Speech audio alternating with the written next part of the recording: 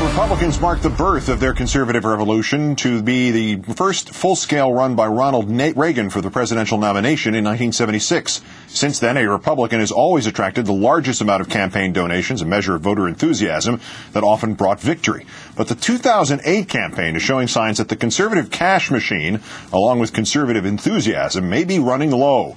Our fourth story on the countdown, the Bush fatigue. Is it behind a tectonic shift in the politics of money? Although the Republican Party still has larger cash reserves, individual Democratic candidates are now raising more, nearly $80 million in the first quarter of the year compared to the Republicans' expected $50 million, a sizable difference and a stark reversal of campaign fortunes so far.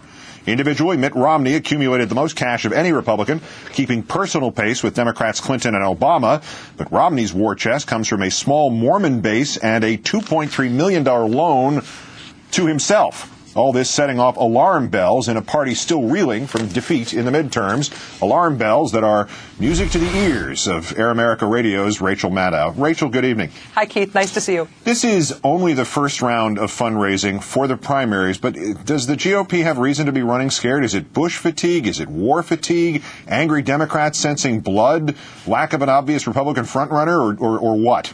Well, I think that it's early days for there to be any wholesale Republican soul searching at this point. If numbers for first quarter fundraising were really predictive, then the idea of President Phil Gramm would be more than just a Halloween costume. I mean, the political history is littered with people who did very well, for example, in first quarter fundraising and then didn't go on to win. And so I don't think that there's any reason that the Republican Party should be panicking at this point. But if I were a Republican strategist, I think I would feel pretty comfortable concluding at this point that Republicans are not going to have their traditional cash advantage. A $30 million split between Republican and Democratic candidates in favor of the Democrats is unheard of in modern political history, and they can't count on that advantage anymore. Is there any way to measure or even reliably estimate what percentage of that fundraising lead could be attributed to the middle ground, to the people who really have looked at the world not through any kind of tinted glasses or angle, but are supporting Democrats not because they're Democrats, because they were truly disturbed by, say, the president's dismissal of Congress or the war or what are ultimately nonpartisan issues?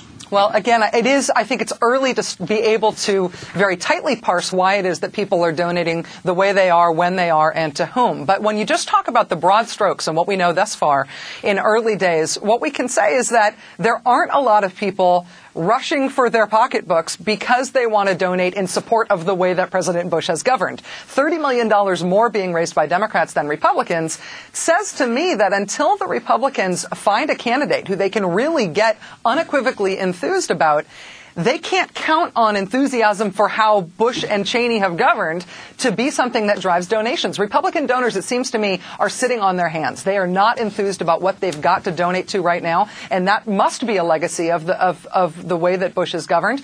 And I think that may be what's continuing to drive the Republicans to ask for more people to get into the race. They haven't found their perfect candidate yet. Now, maybe this is the guy. The New York Sun reported that Dick Cheney has been using the same line lately when he gets applause at a speech in front of Republicans. He's been saying, a reception like that is almost enough to make you run for office again.